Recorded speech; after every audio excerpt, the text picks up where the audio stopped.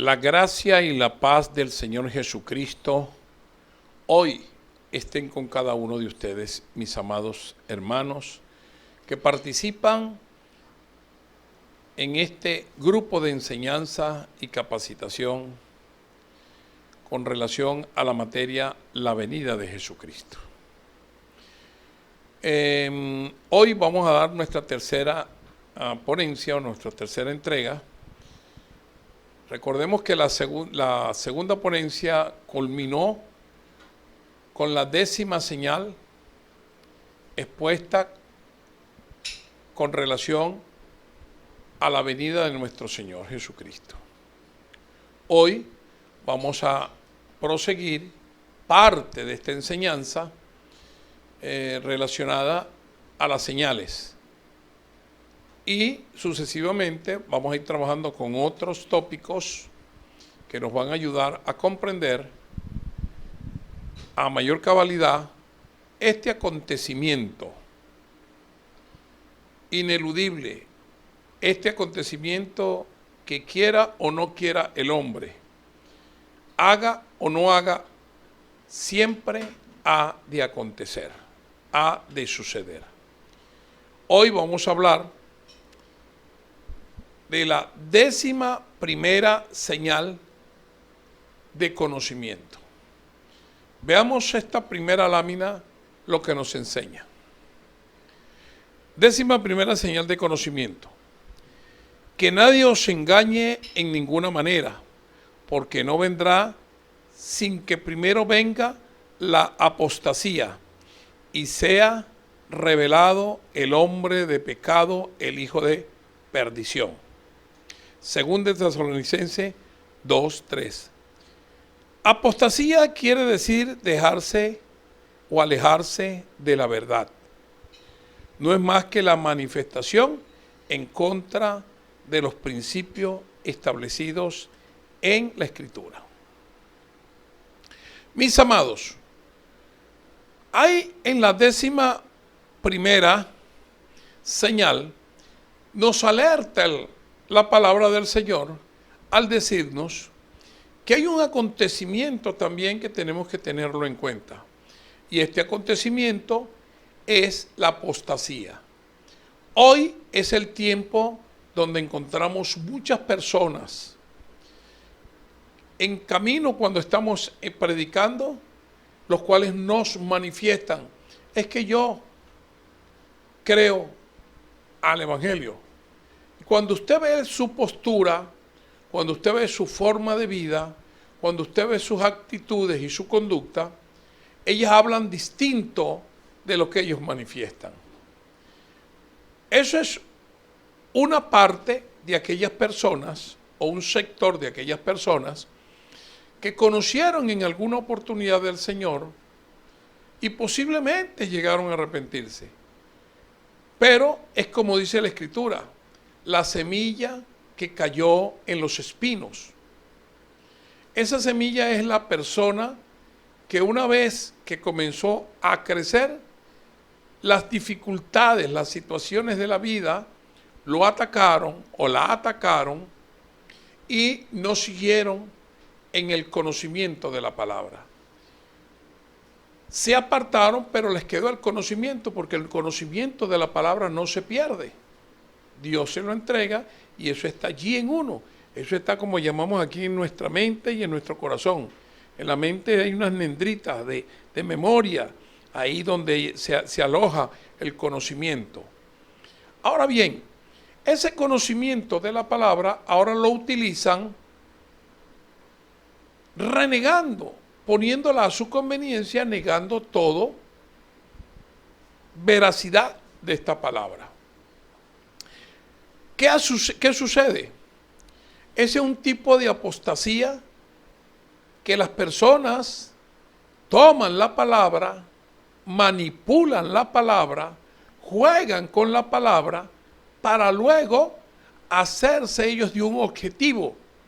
A través de la palabra se hacen pasar como cristianos, manejan ese conocimiento, pero realmente su intencionalidad o su objeto es engañar a las personas para ellos sustraerles beneficios propios. Ahora, hay otra manifestación de la apostasía que se presenta ya con un conocimiento, como dice en la ley, con alevosía, premeditación y alevosía. Es cuando yo tomo ese conocimiento, esa palabra que ahora tuve, de la cual me ejercí, de la cual practiqué, en la cual estuve inmerso, y tomo esa palabra con pleno conocimiento, con plena intención. Tuerzo esa palabra y ahora voy en contra, busco argumentos para ir en contra de lo que en una vez creí. Un ejemplo de ello es esto.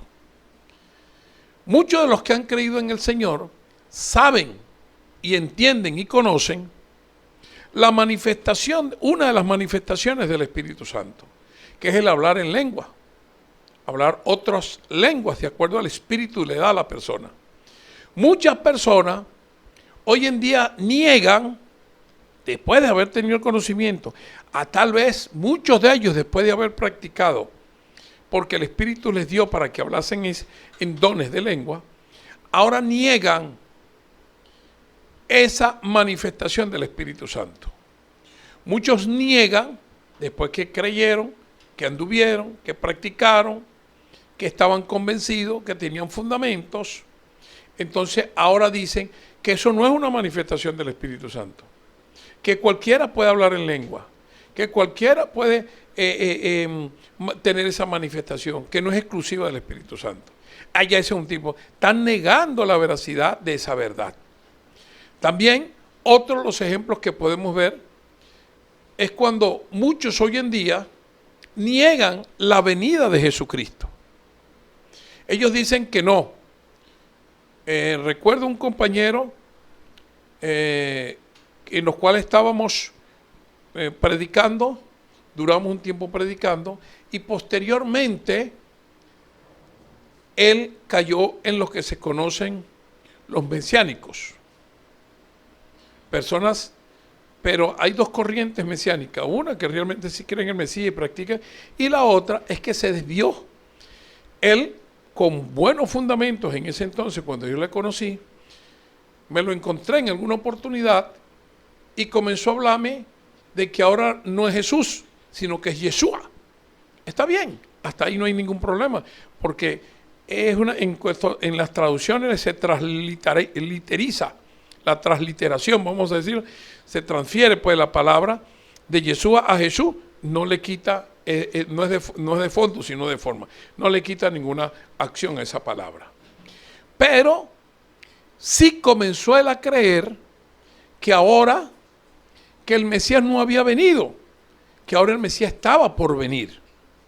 Cuando él manifiesta esa posición, entonces ahí hay apostasía.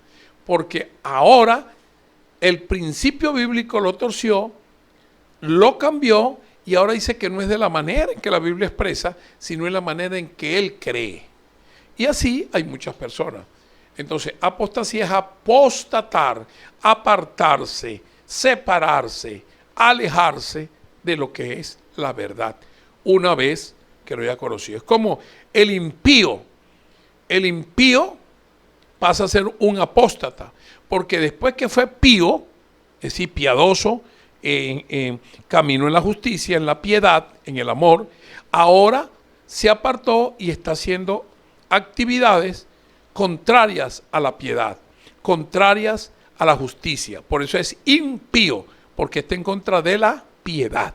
Así es la apostasía, en contra de la verdad. La apostasía se manifiesta en una persona que practicaba las enseñanzas bíblicas y que volviéndose contra ellas cambió y opera con engaños, herejía, falsedad en las enseñanzas difundidas por falsos maestros y profetas que amenazan con seducirlos para que dejen de seguir a Jesucristo. Son personas que estudian y que se preparan para buscar argumentos e introducirlos mediante enseñanzas contrarias a los principios bíblicos. Introducen la mal llamada prosperidad, la política, las enseñanzas y manipuladas como que no es pecado el estar casado, divorciarse y recasarse. Buscan siempre justificar la condición a la que ellos se encuentran y muchas otras doctrinas contemporáneas que tratan de conciliar la palabra de Dios con los argumentos filosóficos del hombre.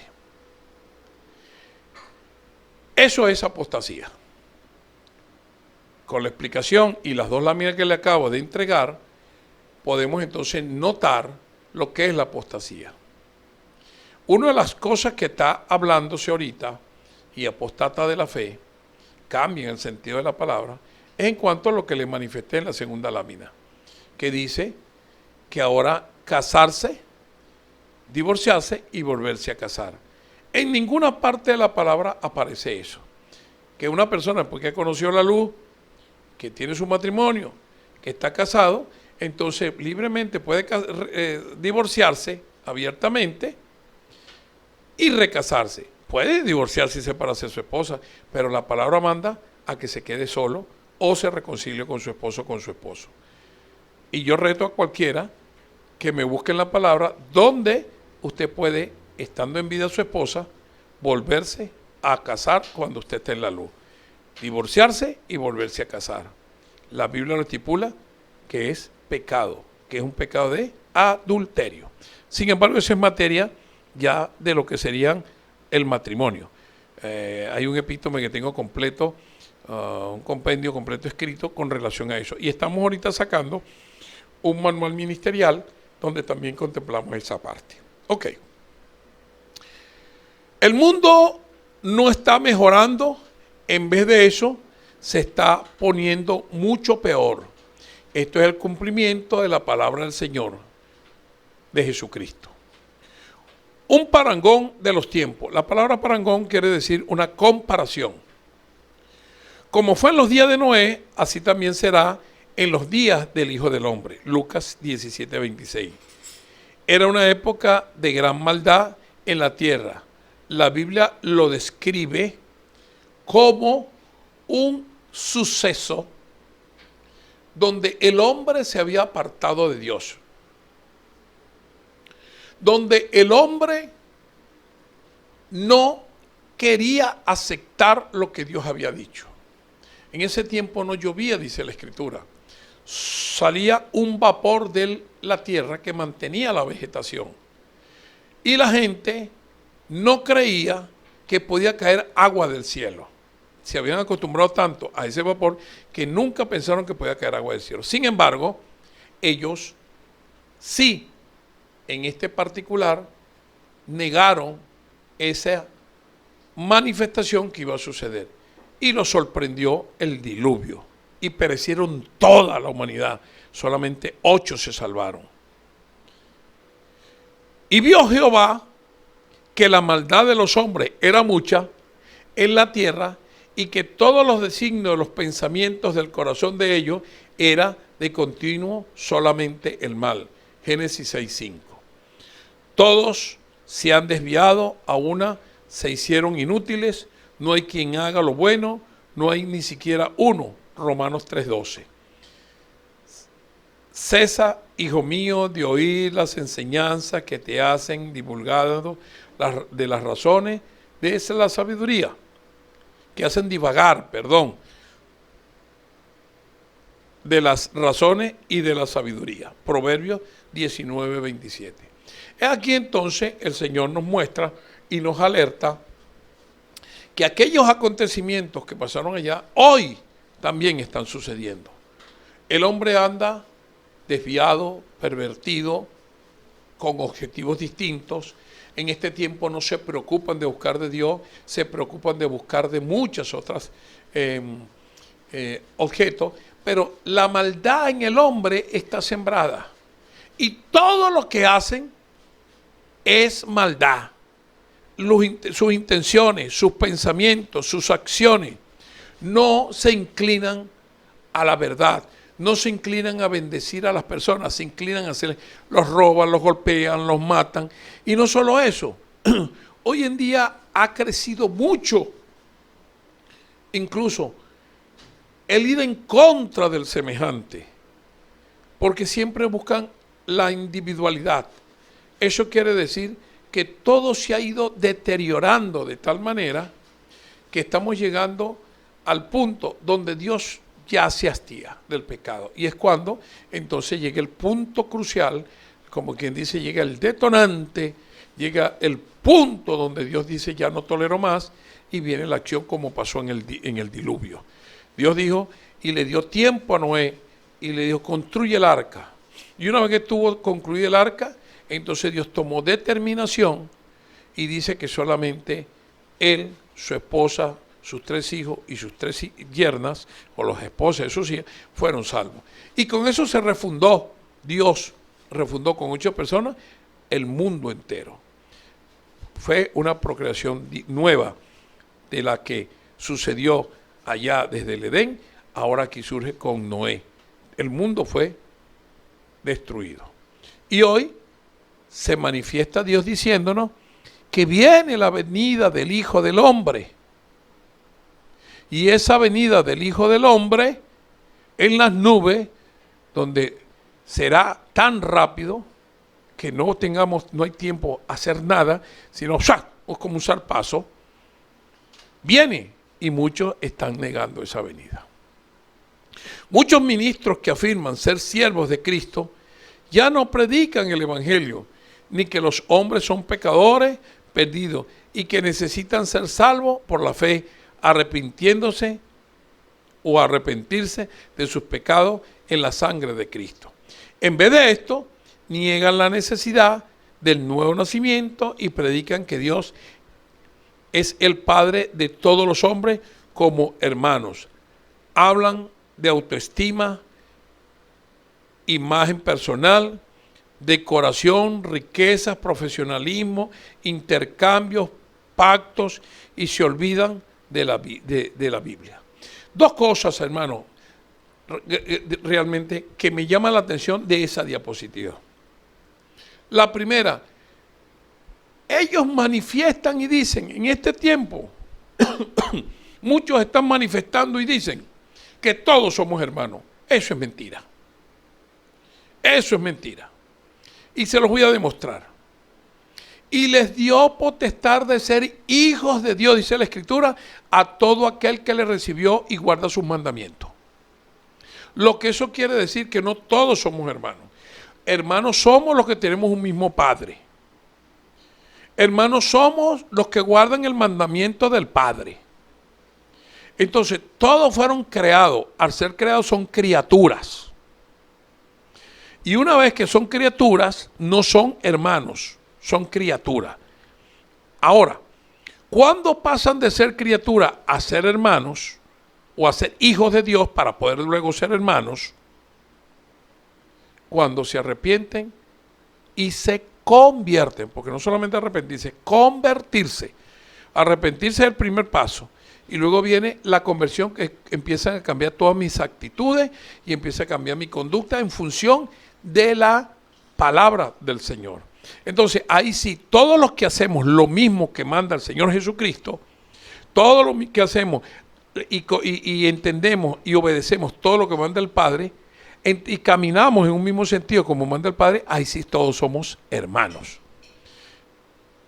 Entonces, esa es la primera parte. La otra cosa que quiero de esa lámina resaltar es que hoy en día muchos cambian y la palabra y dicen haga pacto con Dios. Déjeme decirle algo, el hombre no puede pactar con Dios. En ninguna parte el hombre va a pactar con Dios. Ahora, Dios pacta con el hombre. Así sí, no es lo mismo un pobre hombre que un hombre pobre. Son 2 cosas distintas. No es lo mismo creerle a Dios que creer en Dios. Son 2 cosas distintas. los significados van distintos. Ahora, hoy en día se está enseñando el pacto. El hombre no pacta con Dios. Un pacto es un convenio donde yo pongo condiciones y el otro pone condiciones. ¿Quiénes somos nosotros? Polvo somos. ¿Quiénes somos para nosotros decirle a Dios, yo voy a pactar contigo? El Señor reprenda al diablo, mi hermano. Eso es lo que el diablo le está sembrando en la gente en la cabeza. El hombre no puede pactar con Dios, no tiene la capacidad ni se le ha sido dado esa forma, ese poder para pactar con Dios. Dios sí puede pactar con el hombre porque Él es supremo, hace lo que quiere, cuando quiere, donde quiere, con quien quiere y cuando quiere. Así que si Dios dice, yo pacto con el hombre, es Él quien pone las condiciones, no soy yo. Yo solamente tengo que otorgarlas y cumplirlas. Entonces, óigase bien, esto está sucediendo y forma parte de este tema porque todas estas manifestaciones que estamos viendo sucedían también en los tiempos de Noé. El hombre quería comprar a Dios. Hoy en día la gente quiere comprar a Dios. Es más, se ha metido un espíritu, que el Señor lo reprenda, en la iglesia del Señor, en nuestras congregaciones, donde yo doy el diezmo o doy la ofrenda, porque yo voy a esperar que Dios me dé el triple y el doble. No, Señor. No, Señor. Haga y dé su ofrenda y su diezma, que es un mandato del Señor, para que seas bendecido, porque Dios te bendice, es una promesa de Él. Pero no lo haga por el sentido de que Dios te va el doble, el triple, o 4 o 5 veces. Deje que Dios haga lo que haga con usted. Haga lo que usted tenga que hacer para Dios y deje que Dios haga lo que tenga que hacer para con usted. Pero no lo haga por el interés. Aquí no hay pacto. Ni usted va a entregar un bolívar o va a entregar $1 para que Dios le entregue $10. Eso es mentira. Y si Dios no quiere, no se lo entrega. Pero Dios sí le da bendiciones. Y eso es lo que dice la palabra. La herejía y la apostasía buscan que el creyente abandone o niegue en su totalidad la doctrina original, que una vez practicó y se apegó a los principios del reino de Dios. La definición de apostasía se encuentra en el Código de Derecho Canónico. Apostasía es el rechazo total de la fe cristiana. Ese es el concepto del derecho canónico. Cuando digo canónico, son los libros que entraron en el canon, son nuestra Biblia, que está allí, que está medida, Dios la permitió, es la palabra de Dios y es la palabra inspirada de Dios, por eso entraron en el canon, libros canónicos. Por eso es la apostasía, es el rechazo total de la fe cristiana. De esa manera se tiene definido. Otra señal inequívoca es que Pablo hace a Timoteo y valida para este tiempo final. Pablo alerta a Timoteo y valida esto que vamos a hablar. Las personas serán amadores de sí mismos, avaros, jactanciosos, soberbios, blasfemos, desobedientes a los padres, irreverentes, sin amor, implacables, calumniadores, ingratos, desenfrenados, salvajes, aborrecedores de lo bueno, traidores, impetuosos, envanecidos, amadores de los placeres, con apariencia de piedad. Mire esta lista, y hay otra lista por allá por Gálatas. Hay que chequear muy bien esa lista para ver si algo de eso puede que nosotros todavía tengamos ese contagio. Y hay que erradicarlo, porque vamos caminando de victoria en victoria y de triunfo en triunfo. Mire lo que dice la palabra, o Pablo, ahí lo manifiesta, dice, a los tales evita, porque entre ellos están los que se meten en las casas y llevan cautivas a las mujercillas, cargadas de pecado, llevadas por diversas pasiones, siempre aprendiendo, pero que nunca pueden llegar al pleno conocimiento de la verdad, así como Janes y Jambres, que se opusieron a Moisés de la misma manera, estos también se oponen a la verdad, hombres de mente depravada, reprobados en lo que respecta a la fe, según de Timoteo 3:1 al 8. Toda esta maldad fue manifestada allá con Noé. Y también ahora se sigue implementando, ampliando y es más radical. Entonces, hay que cuidar, mis hermanos, nuestra conducta, nuestra forma de hablar, nuestra forma de vestir. Es importante. A las damas, a los caballeros sin trajes muy ajustados al cuerpo. Y las damas, vístase con decoro. No deje entrever sus partes, porque todo ello es un decoro para agradar a Dios, no para agradar a los hombres. Tampoco es que se va a poner un cuello clerical aquí la mujer y una falda que no se le dan ni los tobillos. No, eso no es lo que manda el Señor. Decoro, vístase decentemente, donde la persona que la ve se agrade y usted ande vestida con mucho decoro. Israel se establece como nación, es otra de las señales. Mire, hay una señal, y esta creo que es una de las más importantes señales. Quiero que leamos la lámina y luego se las voy a explicar. Dice así: Israel se establece como nación. Esta es una de las señales más contundentes que podemos apreciar con relación a la venida de Jesucristo a levantar su iglesia. Esa es una profecía que dio el Señor. Dice: aprended la parábola de la higuera, cuando ya sus ramas están tiernas y brotan las hojas, sabes que el verano está cerca. Mateo 24:32. Es el momento donde Jesús estaba a punto de hacer su aparición en las nubes. Mire, hay una señal que es esta, que el Señor dice: cuando la higuera, ¿quién es la higuera? La higuera es Israel. Y dice que cuando sus hojas tienen que estar pronto a florecer. Mire, la diáspora, cuando Israel salió, que fue diseminado en todo el mundo, ellos tenían que regresar un momento a la nación. En el año 1948, Israel se constituye como nación.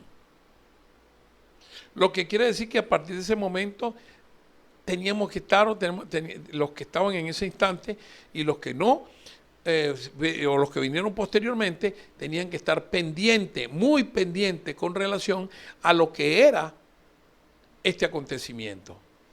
Eso ha venido sucediendo. La diáspora, los que habían salido, regresaron cuando Israel se constituye como nación, regresaron y se establecieron en ese territorio que hoy es Israel, ¿verdad?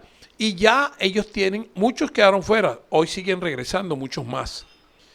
Ahorita está sucediendo un acontecimiento en estos actuales momentos, donde muchos todavía de los que quedaron fuera siguen regresando a Israel, porque ahora ahí dicen que ahora sí viene Jesucristo. Ahora ellos creen que viene Jesucristo. Ya Jesucristo vino la primera vez como Salvador. Ahora viene a buscar a su pueblo. No viene a salvar, viene a levantar los que ya han creído. Viene ahora a buscar su iglesia, la que dejó establecida aquí. A un remanente es lo que viene a buscar. Entonces no son todos, no son muchos, pero usted tiene que procurar estar dentro de este remanente. Entonces, este acontecimiento ya desde hace muchos años comenzó. Para Dios, para nosotros a veces mucho tiempo, muchos años, pero para Dios no. Dios no tiene tiempo, el tiempo se creó para nosotros. El tiempo de Dios Él lo determina porque Él está sobre el tiempo y Él creó el tiempo. El tiempo no lo creó a Él. Entonces Él sabe cuándo y cómo ha de hacer las cosas, pero no trae en función de tiempo. Él tiene sus acontecimientos, lo que van a suceder. Para nosotros está. Entonces nosotros creemos que han pasado muchos años. Dios se olvidó. No. Es la misericordia de Dios dando chance para que las personas se conviertan a Cristo. Porque quiere que las personas se salven. Ahora bien, porque el Señor mismo, con voz de mando, con voz de arcángel y con trompeta de Dios, descenderá del cielo. Y los muertos en Cristo resucitarán primero. Luego nosotros, los que vivimos, los que hayamos quedado, seremos arrebatados juntamente con ellos en las nubes para recibir al Señor en el aire, y así estaremos siempre con el Señor. Por tanto, alentados los unos a los otros con estas palabras. 1 Tesalonicenses 4, 16, 18. Miren, mis amados, esta lámina que acabamos de leer y este texto de 1 Tesalonicenses 4, 16 al 18, está hablando en tiempo actual. Dice vendrá en aquel momento, pero es que ese acontecimiento es una realidad. Ha de acontecer. Y por eso dice, descenderá. Descenderá del cielo. Viene del cielo, pero no tocará tierra. Dice que desde la nube, de allí levantará primero a los que han muerto en Cristo. No va a levantar a todos los muertos. Va a levantar a los que murieron en Cristo Jesús, Señor nuestro. Primero a esos. Una vez que eso lo levanta, entonces los que estemos vivos o los que estarán vivos en ese entonces serán levantados juntamente con Él. Ahí nos reuniremos y subiremos cada vez, cada uno, con el Señor Jesucristo. Para nosotros llegar y alcanzar esa bendición gloriosa que nos tiene el Señor. Por eso, mis amados, damos gracias a Dios que usted y yo creemos en el Señor, creemos en esa venida gloriosa que ha de acontecer y que está ya pronto a suceder. Debemos estar como las vírgenes, con aceite en nuestras vidas. Debemos estar como las vírgenes, preparados, esperando ese momento, deseando que llegue ese momento. Más aún que ese momento cuando deseamos que venga el novio cuando estamos enamorados, o la novia, o el esposo. Ahora viene el esposo por la iglesia. Nosotros somos la iglesia. Jesucristo es el esposo. El esposo, término masculino. La iglesia, término femenino. Entonces nosotros somos la iglesia y Él es el esposo, esperando ese momento glorioso que ha de suceder. No posará los pies nuevamente en la tierra. Recibirá a su pueblo en las nubes, es decir, en el aire. Y desde allí partiremos con Él porque seremos arrebatados. La expresión rapto no se utiliza ni una sola vez en la Biblia. Esta expresión ha sido acuñada como un sinónimo de la palabra arrebatamiento, pero no es aplicable a este hecho majestuoso y glorioso, que no se puede explicar con palabras humanas y no está acorde al hecho. ¿Por qué no está acorde al hecho la palabra rapto? Muchos están utilizando esa palabra y esa palabra no es consona con ese advenimiento glorioso y majestuoso del Señor. Porque la Biblia no dice en ninguna parte aparece la palabra rapto. Aparece la palabra arrebatamiento, pero en ninguna parte rapto. Miren lo que quiere decir rapto para que tengamos mayor claridad del por qué no aparece la palabra rapto en la Biblia. Rapto, delito en el cual se sustenta o retiene a una persona, se sustrae, o retiene a una persona por medio de la fuerza, intimidación o fraude, con la intención de menoscabar su integridad. Esta definición evidencia la intención no adecuada del ser humano en aplicar una trampa del diablo a la majestuosidad de Dios. El arrebatamiento es voluntario, consciente, benigno, no causa trauma, no desmoraliza al ser humano, es para salvación, gozo, alegría, plenitud, otorga vida eterna y libera de la condenación, totalmente contrario a un rapto. Entonces quedamos bien claro que la palabra rapto es como un secuestro en contra de su voluntad. Quiera o no quiera, se lo llevan, lo raptan y lo someten. Ahí queda afectada la moral de la persona, la dignidad de la persona, aunque han traumas en la persona, porque fue tan violento y tan malo tan golpeante en la palabra, en la persona, que la persona fue llevada en contra de su voluntad. Eso causa en la persona un malestar. Lo que quiere decir que Cristo no viene a que estemos, nos viene a dar bendición, a dar mansiones gloriosas en los cielos, nos viene a dar, como dice la Escritura, cuando nos hablan más calles de oro y mares de cristal, es una alegoría que nos quiere decir que todo será limpio, resplandeciente, puro, agradable, hermoso, precioso, cosas que mente no pensó ni ojo vio, es decir, cosas que ni nos imaginamos, de belleza. Si usted ve algo aquí en la tierra y le causa belleza, pues eso es insignificante con relación a la belleza que Dios nos está dando. Entonces el arrebatamiento nos ofrece todas estas cosas de belleza, de bondad, de amor. Más el rapto, no, el rapto es perverso y es una palabra que ha acuñado el diablo en las mentes aún de los cristianos que hablan del rapto, el rapto. ¿Qué es rapto, hermano? Es arrebatamiento. Aprendamos a hablar con respecto a como dice la palabra y no a los modismos ni las palabras que los hombres interponen ante la palabra de Dios, porque eso determina entonces que es el hombre quien está tomando las acciones y no está dejando que Dios actúe sobre la mente y el corazón del hombre. Así que aponderemos la palabra con relación a lo que dice la palabra, de esa manera hablemos. Nuestro vocabulario debe cambiar, nuestra conducta debe cambiar, nuestro entendimiento debe cambiar de la palabra. Gloria a Dios. En este acontecimiento, los que duermen, nosotros dormimos, no morimos. Los que duermen, que son llamados muertos por los hombres, resucitarán y serán levantados juntamente con los que están vivos. Pero estos últimos deben estar haciendo la voluntad de Jesucristo y andan conforme a su palabra, la Biblia, y a la palabra de Dios. Esta promesa está registrada en 1 Juan 14, 1 al 3. Jesús prometió que volvería, Hechos 1, 9 al 11, Mateo 24, 27, Apocalipsis 6, 14 al 17 y Tito 2, 13. Por consiguiente, hermano, ya eso está dicho, eso está hablado. Es caso cerrado, como decimos por allí. Porque en esa función, lo que el Señor dijo, lo que el Señor manifestó, se tiene que acontecer. Dios es fiel y Dios es verdadero.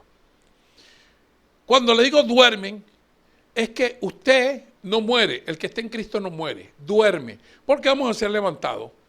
El muerto quiere decir, palabra muerto, murió, es decir, separación, se murió, se desaparece. El muerto va al infierno, en cambio el que duerme va con Cristo. Por eso dice que los muertos en Cristo, es decir, esos son los que duermen. Es una expresión que se utiliza para entender que se está durmiendo porque Cristo nos ha de levantar. ¿Cómo vendrá Jesús? Es la pregunta que muchas personas se hacen. El desconocimiento de la revelación de Dios hace que las personas no tengan ni idea de cómo han de suceder los acontecimientos ya anunciados. Lo verán venir sobre las nubes del cielo con poder y gran gloria, vestiduras resplandecientes. Será sorpresivo, como ladrón en la noche. No habrá tiempo, será en un abrir y cerrar de ojos. Además de eso, no habrá tiempo ni siquiera para arrepentirse. Cuando dice un abrir y cerrar de ojos, si usted me observa, mire, ¿qué tiempo hay en un abrir y cerrar de ojos? Ni decir, vea, cácteme la señal, vea, no hay tiempo, no hay tiempo. Lo que quiere decir que usted debe estar preparado. No es que va a decir que bueno, yo voy a esperar que él venga. Como muchos dicen, bueno, yo voy a esperar que a ver si viene, entonces en ese momento me reviene. No, fracasó. Ya de una vez no entendió lo que Cristo quiso decir. Entonces, no es responsabilidad de Dios si usted, por su negligencia, se pierde y obtiene el lago de fuego. Suficiente espacio y oportunidades ofrece el Creador para que el ser humano voltee su mirada y deje de pecar. Su segunda venida no tiene como su segunda venida no viene como redentor, porque ya lo ejerció. Este hecho inimaginable se centra en la acción del ordenamiento final planificado y diseñado por Dios el Padre. Mire lo siguiente. Usted no puede decir, si usted se quedó, yo no quiero que usted se quede. Yo hago lo mío, pero como la salvación es personal, si una persona que ha conocido del Señor, vamos a decirlo así, se quedó, no puede echarle la culpa a Dios. Es su responsabilidad. Dios ha dado tiempo suficiente, le ha mandado predicación, le dio su palabra, ha hecho todo para que usted se arrepienta. Pero si usted no se arrepiente, lamentablemente, si usted no buscó de Dios y es levantado para juicio, esos muertos que serán levantados para juicio, porque ya están condenados, muchos conocieron del Señor. Lamentablemente, si usted muere antes que venga Cristo y muere sin Cristo, igual no tiene oportunidad. Y si cuando venga Cristo usted no se ha arrepentido, igual no tiene oportunidad. Entonces, en función de esto, déjeme decirle que si usted o una persona que ha conocido de la palabra muere, no es responsabilidad de Dios. No podrá decirle a Dios, es que yo no tuve culpa, usted la culpa usted tuvo que no. No, la culpa es suya, porque eso le tocaba hacerlo a usted, no le tocaba hacerlo al Señor. El arrepentimiento y la conversión son suyos. Dios nos da su palabra y ahora quedan las decisiones que usted tome, y por esas decisiones usted ha de o ser salvo, ser levantados con Cristo, si está en vida en ese momento, o irá a condenación, por consiguiente ser enviado al lago de fuego después del juicio. ¿Quiénes serán arrebatados? Las parábolas y enseñanzas de Jesús dejan claro que la segunda venida de Jesús es un evento divino. Hombres y mujeres serán salvados o perdidos. No hay un periodo de tiempo para reconsiderar la vida. El arrebatamiento cierra la puerta como el día final de salvación. Y está sustentado, ese acontecimiento cerró. Ya no hay más oportunidad para el ser viviente sobre la tierra. Y miren cómo nos lo sustenta la Escritura. La parábola del trigo y la cizaña nos muestra que hay personas justas que son salvos, pero también hay personas malas o malvados que son condenados. En la parábola del siervo infiel no hay segunda oportunidad. Los infieles son perdidos cuando el Señor de la casa vuelva inesperadamente. Aquí también en la parábola del siervo infiel hay un grupo perdido y un grupo salvado. En la parábola de las ovejas y los cabritos también se evidencian los acontecimientos de ese precioso momento, ovejas salvas y cabritos perdidos. Miren la diferencia que hay. Ovejas como las que llamó el Señor, no porque seamos animales, sino referente a la mansedumbre, a la tranquilidad, a la paz, a la tranquilidad que nos entrega Él, y que debemos ser mansos. Y también cabritos perdidos, sí, cabrito es aquel que brinca, que salta, en la tipificación del animal. ¿Quién es un cabrito? Aquel que anda buscando de congregación en congregación, aquel que nunca está de acuerdo con lo que se le está enseñando, aquel que no está conforme con lo que su pastor o su pastora le entrega, aquel que siempre está, no, que el pastor se viste de esta manera, o el pastor siempre anda criticando, nunca está conforme con lo que el Señor le está entregando, con el crecimiento y la capacitación que Dios le está dando. Siempre tiene un pero, nunca hace nada por integrarse, por trabajar, por producir. Siempre ve que los demás tienen errores y que él es perfecto o ella es perfecta. Esos son cabritos. Los cabritos son los que llegan y siempre andan viendo a las personas como de reojo. No, este no me da confianza. Siempre andan con una desconfianza. Siempre andan con un negativismo sobre su vida. Nunca creen que Dios los puede bendecir, que Dios los ha llamado para darles bendición, gran poder, gran bendición. No, ellos no. Ellos siempre andan fatalistas. Son fatalistas. Todo lo que ellos ven es fatal.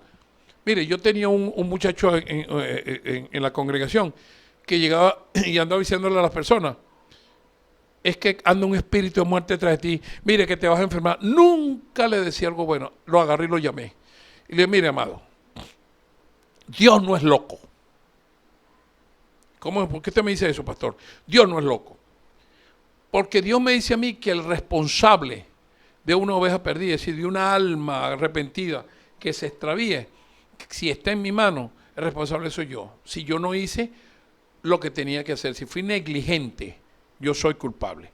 Pero si yo no fui negligente y esa persona se aparta y se va, la responsabilidad cae sobre esa persona. Entonces, yo le decía, Dios no es loco entonces me va a enjuiciar porque una persona se pierda, si es mi negligencia, y no me va a revelar el problema que tiene esa persona. Entonces se lo está revelando a usted, le decía yo. Entonces Dios es loco porque si lo que te revela a ti, entonces me va a sancionar a mí.